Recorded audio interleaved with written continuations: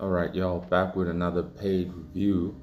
And we are reviewing chapter 2 of Kaito's Sacrifice manga, which y'all can go read on his website called sacrifice.com. It's in the description box if you want to check it out. Now, this is the best way the indie industry can grow. You see, Coffee Comics is becoming something of like an establishment, you see. And for all those who hate me, unfortunately, bad news for you, bro. You're just going to remain in the gutter.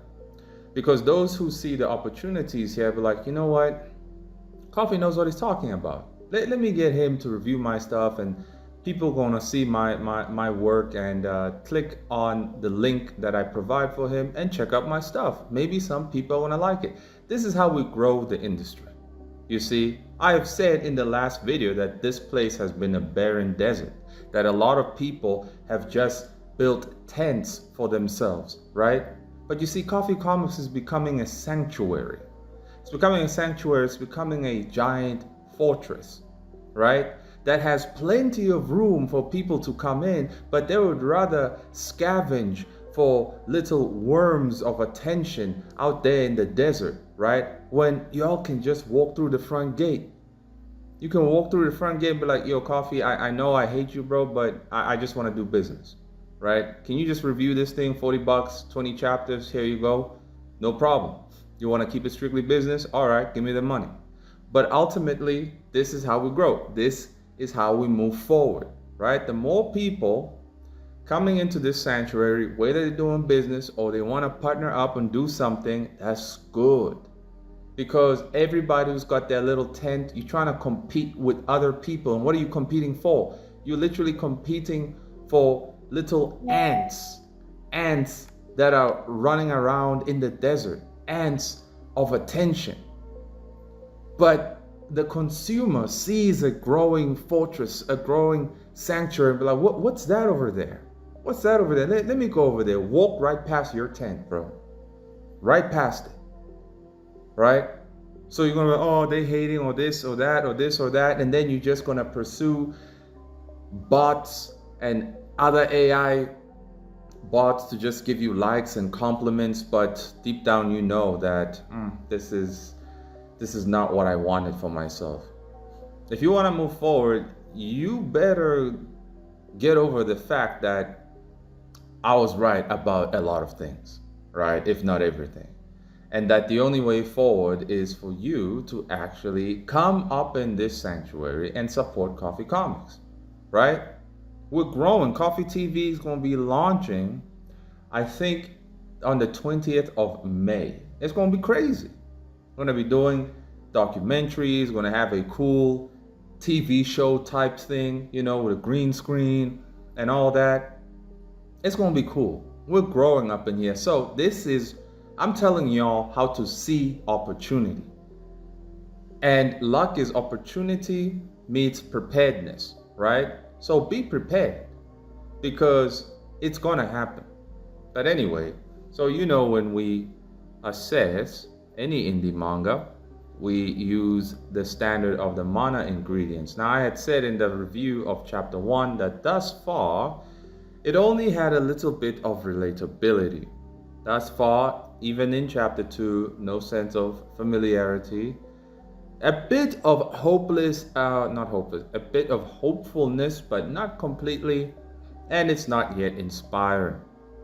Relatability in this chapter, not very much. After all, I'm mostly a shonen guy, and it's hard to create a female protagonist that can make guys be like, you know what, I kind of relate to what she's going through over there.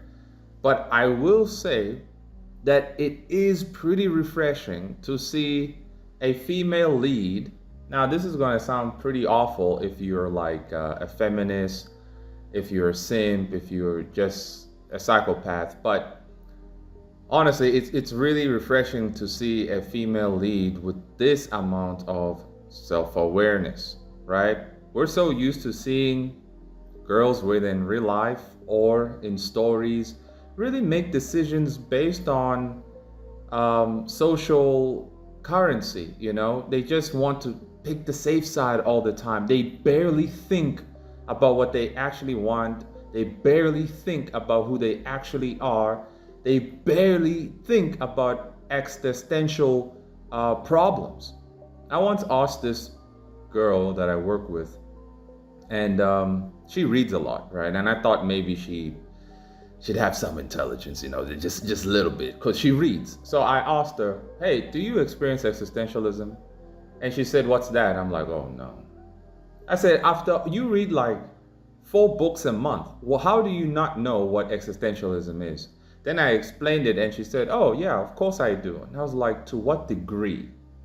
And she said, well, you guys are just dramatic. You want to think about everything, about the whole world and what the world means and stuff like that. Girls, if they have an existential crisis, it's only limited to our little tiny lives. We don't want to think outside of our life. It's you guys who like doing that. I was like, yeah, that's the problem. See, that's the problem. That's what's boring with some of these females. That's boring. It's like, so you only want to think about meeting your primary needs and then meeting your social needs. And that's the end. You don't want to go beyond that where you can reach self-actualization. And the answer is no. That is basic female nature. Like in my whole life, I've only met 2 that I could consider individuals that individuated.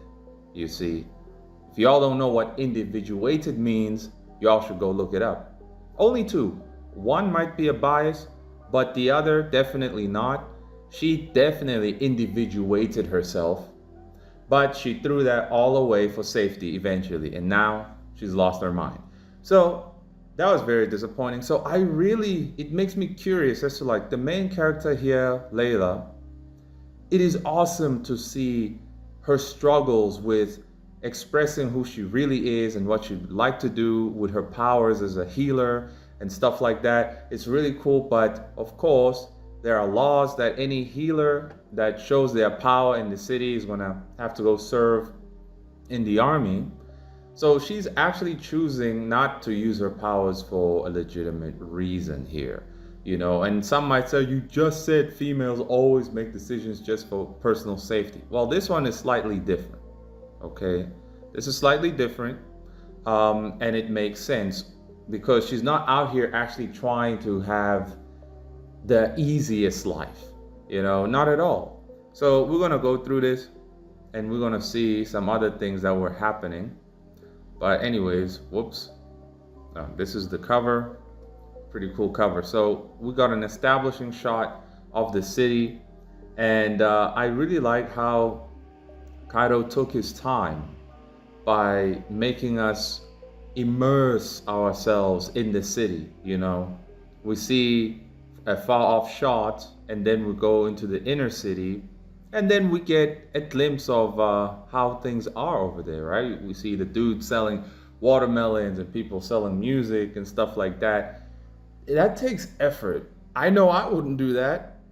Not really. I would have just used 1 page or maybe 2 panels, and that's it, to try and present a sense of immersion, right? And I always speak about immersion as very, very important, but it's how you do it, right? KAITO here is not using passable per se. He doesn't mind playing long ball. But I've said that, hey, that's okay if you have the stamina for long ball. Some of us don't have the stamina for long ball, so you have to find a creative way, right, to present vital information with the least amount of effort, with the least amount of time spent, energy spent. You still can do it, and you can still satisfy the reader. It just takes a little bit more of creative effort. So she's out here walking and people are offering her stuff, and then somebody bumps her little basket over, and then the guy offers to help her pick it up, and she says she's fine. Then she starts to eavesdrop because these dudes are talking about how the city is pretty much going to be in ruins soon because the Mongols are about to come raid the place. So one of the dudes here, seems like a hunchback, he says, I wouldn't leave just yet. I heard the Sultan has sent word for aid. Don't you have faith?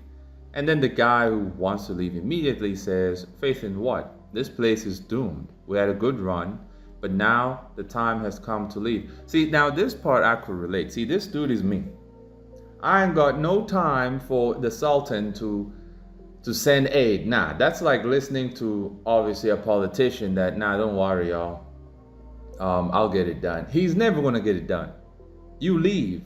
I miss the days, okay, I was never born by then. But back then, when you saw that your city is doomed, you could just pack your bags and move on before the Mongols came in. Now, oh, the city, the country is falling apart. You can't pack your bags.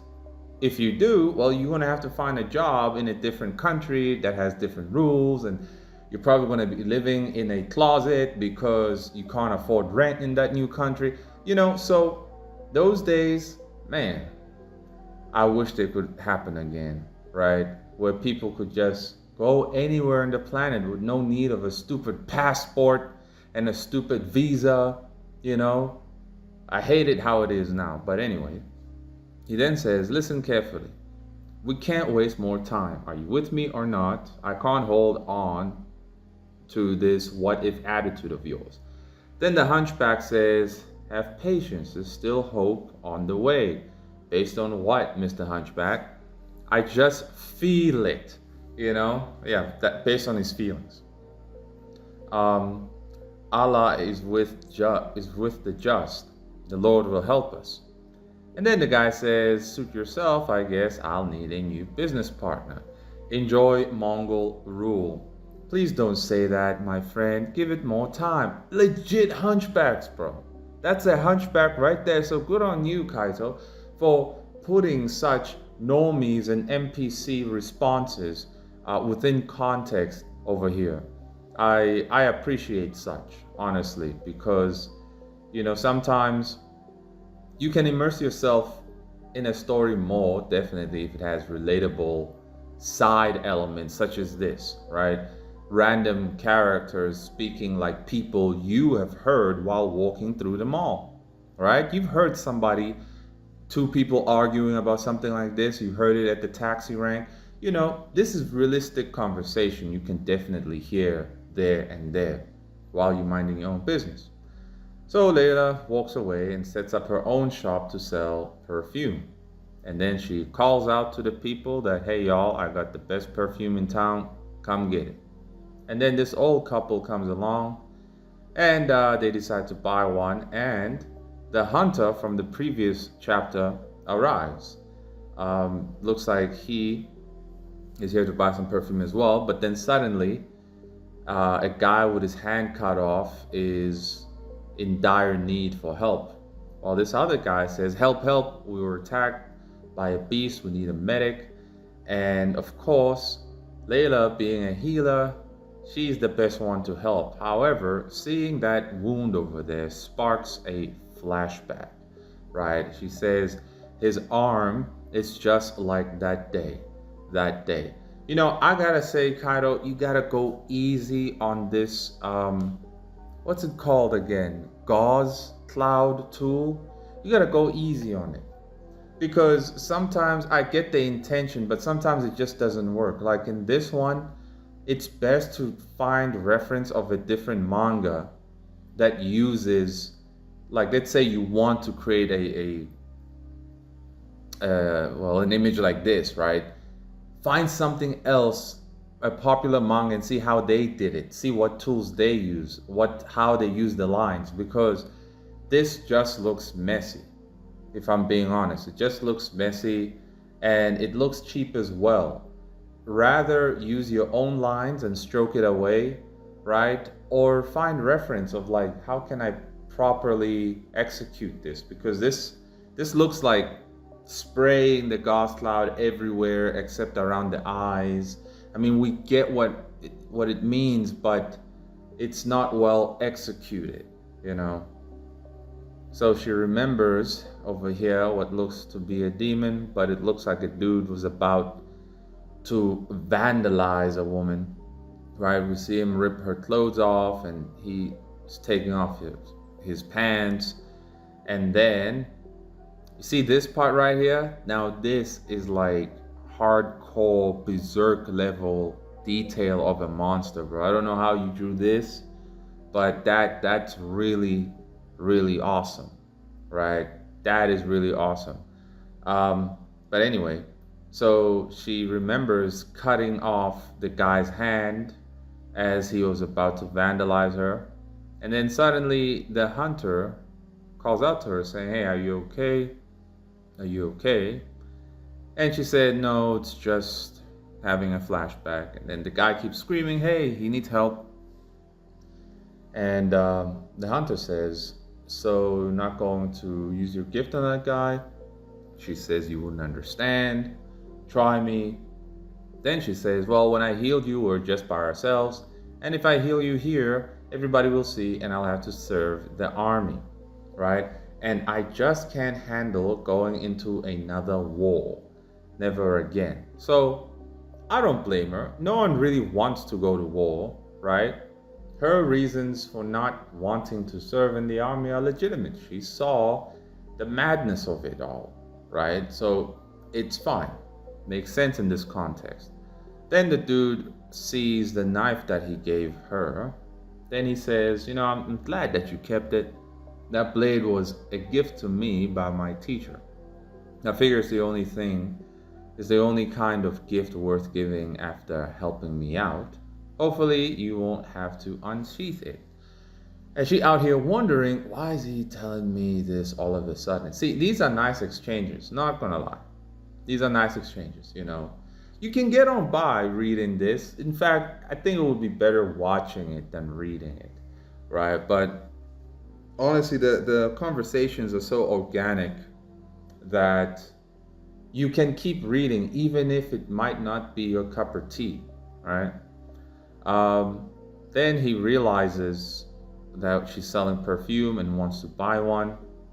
And then he decides to buy like 5 of them because it looks like he wants to conceal his scent when he goes hunting. And off he goes. Then he says, "Layla, only you can help that wounded guy. Whatever it is you're afraid of, you have to let it go. Find your own way to help. If you seek justice, Allah will surely protect you from your fears. Be brave." Now, this is what you call that positive talk, because Layla knows full well that, well, I was on the battlefield and Allah did let that dude almost rape my sister. At the end of the day, there needs to be a form of self-awareness, and that's why I was like, yeah, I like Layla because she seems to have self-awareness. Now here though, it looks like she's inspired, encouraged to do what she wants, despite knowing that she will have to go serve the army most likely. I don't know how the author will justify her not going to the army if she helps the guy with the shredded hand. I don't know. But it's things like this of like, hey, just do what's right and find your own way and yada yada yada. Nah, I've changed now. That's a bit of bullish, right? So we need to examine the type of world we live in now. Words like this are actually very gaslighting to people today, right? If you want to encourage somebody, let your encouragement be realistic, right? It has to be realistic. It has to be within context. She just told him, if I help him, I will probably have to serve in the army again, and I would have to suffer the trauma that I suffered before. What makes you think, Hikoboshi, what makes you think that they won't send me back to the army? Or what makes you think I won't have to see more disasters if I go there? You see what I mean? It's like he's gaslighting us, right? So I would say, he can be playing a game here as to, just using her, giving false encouragement, which it looks like he is at the end of the chapter, right? But at the end of the day, I hope that is the true case, that now he's just lying here. He just wants her to go die in the battlefield and so on. I hope that's the case, because if not, it really doesn't make any sense. But it's a key thing to remember that if you want to be writing stories in this dispensation, you can't just put generic, you can do it, bro. Believe in yourself. That doesn't work, man. That does not work. You're gonna need way more than just believing in yourself. You're gonna need to be cunning, resourceful, right? Be willing to, well, punch a nigga in the face if need be. You're gonna have to be willing to be what you never thought you could be, right? And in a world as dark as this one, you're gonna have to be willing, well, to dip your foot in the dark side. Depends what you want, of course. Depends what you want. But that's being realistic over here. If you're going to say you're only gonna stick to the light side, okay, cool. But just know that you're gonna be a martyr. You see? People are tired of the generic hero, right? That's why people like villains more now, because the heroes are generic and unrealistic and unrelatable. Something to keep in mind. So she was counting the money, and then her friend comes along and yells and asks her, can you come with me so we can go buy something later on? And she says, sure.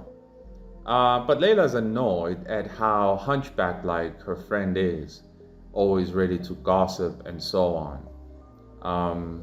So that was interesting, and it shows the distinction here. See, somebody who is an individuated individual, they can quickly spot the toxic traits within other people, and they are immediately set apart from those people. That's why Layla is actually pretty cool. She reminds me of Rukia, and Rukia is my favorite female character ever, right? So that's pretty cool. Then she says, how about you come with me to the mosque later on, you know?